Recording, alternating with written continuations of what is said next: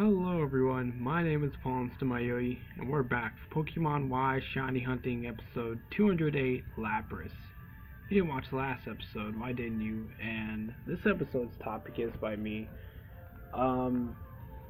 Just before I say it, I wanted to make sure that you won't get spoiled about it because it could take up this whole episode, so if you don't want to get spoiled, you can just mute the episode and just watch it like this.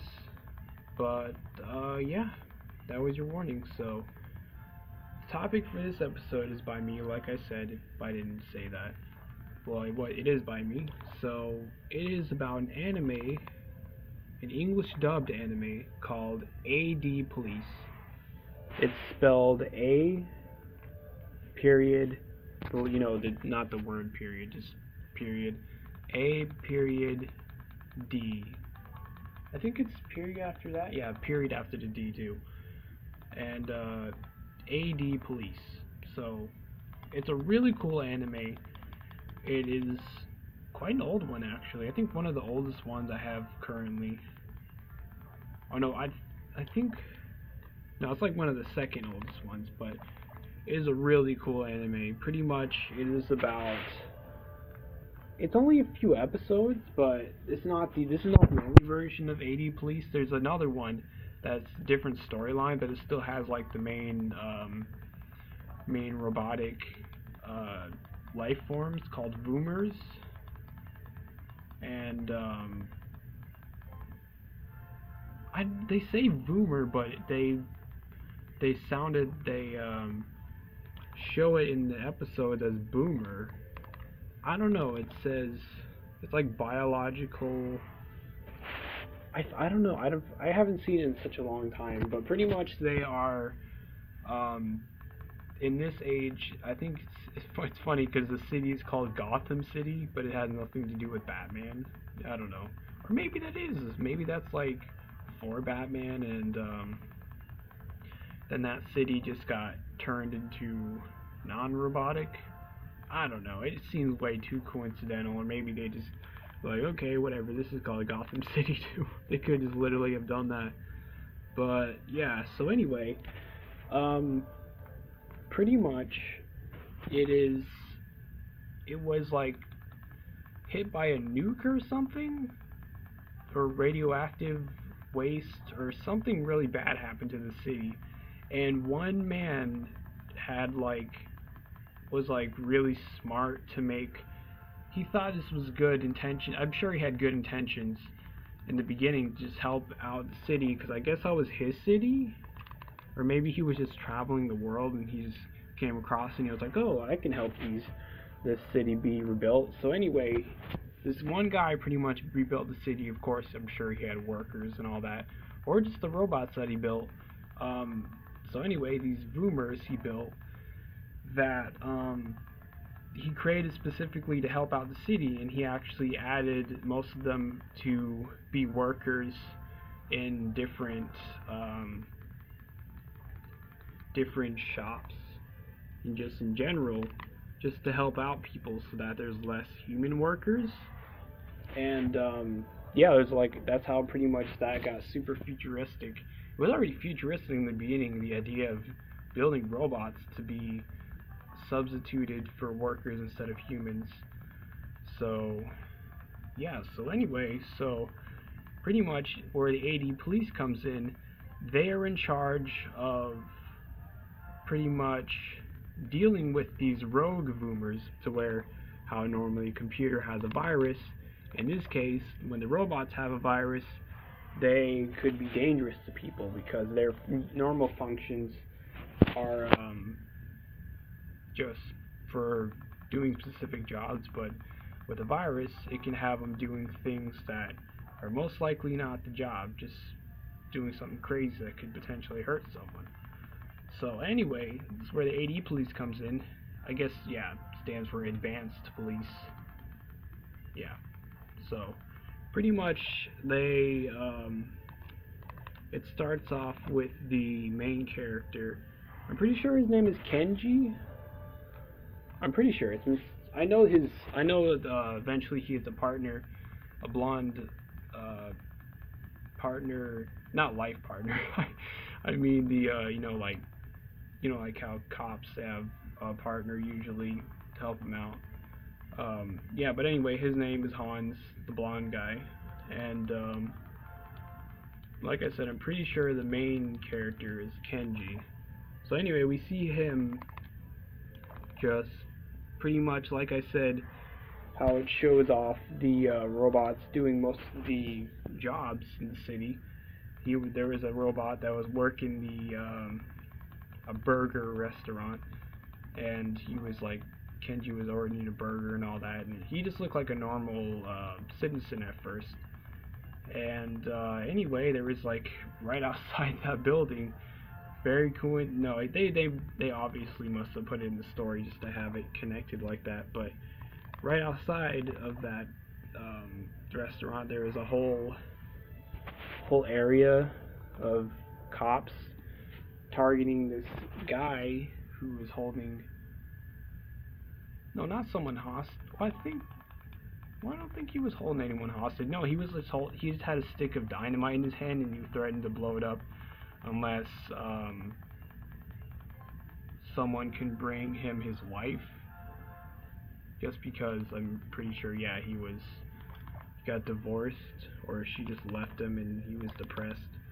But anyway, so yeah, so pretty much that's where Kenji comes in. The normal police force couldn't really do much, but Kenji pulled a little stunt to where he got one of the girls in the burger restaurant to, like, he covered them up like in a coat or something, and he convinced the guy that that was his wife when it really wasn't. And when Kenji pushed her closer to him, he was like in a building far up, not super far up, but like 3 floors above in the building, and they were on the ground floor in the streets, and he pushed her forward, and he was like, no, don't fall. He didn't want her to get hurt. But then when her coat, pretty sure that's what she was wearing, I don't remember exactly what it was, but I'm sure it was like some kind of trench coat that was covering her. Pretty much that's what had him find out that she wasn't his wife. So then he got really angry, and then he set off because Kenji tricked him. So he was like, okay, I'm not letting you all have any chances anymore, and then he let it and threw it. But then right before it left his hand when he was going in throwing motion, Kenji just pulled out his pistol and shot it. I don't think the guy didn't die, I'm pretty sure. He got like really hurt, but he didn't die. So he shot it, and then there was a big explosion up there, and then the cops and then the girl were even saying like, who are you? And he was like, I'm secret. No, he said I'm 80. Please, kid, to the girl. I don't even think they look like they were the same age. I don't even know. But anyway, that's what really got me hooked into it. I was like, that is so awesome. And the first time I saw it, like I think about a year ago since I last saw it.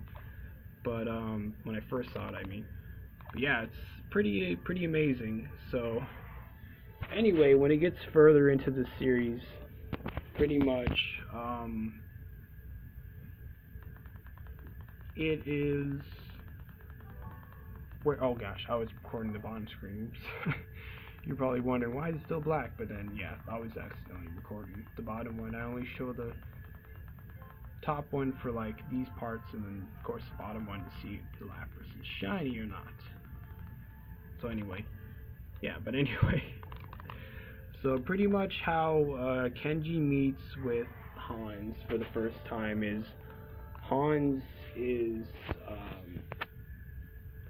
I'm just gonna say, like, right now what he is in the end. He's actually a biological loomer. He looks like a human and has all of the details of a human, like emotions and all that, normal brain functions, but he's actually secretly just man-made human. Like, it's real flesh and everything. It's just under all that is not bone. It is robotic, no, metal, like metal parts, like for robot. But it doesn't show it. It's just only. Oh wait, or maybe. No, he has like things in his blood to where you can tell if they're been have any robotic android parts on them, boomer as they say. But yeah, anyway, so pretty much he is a boomer. He just doesn't know it himself either. So pretty much he just appears as a normal guy. When Kenji goes to the normal bar, you see them go to him, and he has other people that work in the AD police with them, like the chief. Well, no, the chief is the main one. I forget her name, but she's a woman, of course, because I just said her. And then the guy under is like, I forgot his name too, but he mainly commands the Kenji, Hans. I forget their other name. I think one of them is Karen. It's another girl, and then I don't know. Oh, I think one of the other ones is named Jose as well. I think so, but anyway, so yeah, it's just pretty much 3 boys and 2 girls, like 3 men and 2 women. I mean, that's like their squad. And it used to just be without Hans. It was just 4, but then, of course, Hans joined, so then that makes 5. So anyway, when they usually visit a certain bar, so when Kenji went in there after the pretty much the first episode story that day, he pretty much was just in there, and then some random blonde guy, which would be known as Hans, he was just like saying he came in and it was his birthday and all that he should get a free drink and all that.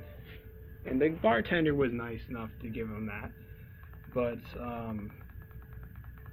then he was just saying that to offering Kenji a drink, and then Kenji was like, "No, I'm alright, I don't want that kind of drink." But then Hans had to take it so personal and say, "Oh, you can't just refuse something, especially on someone's birthday."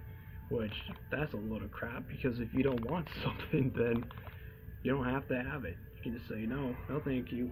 Kenji did say that, but Hans just went back off.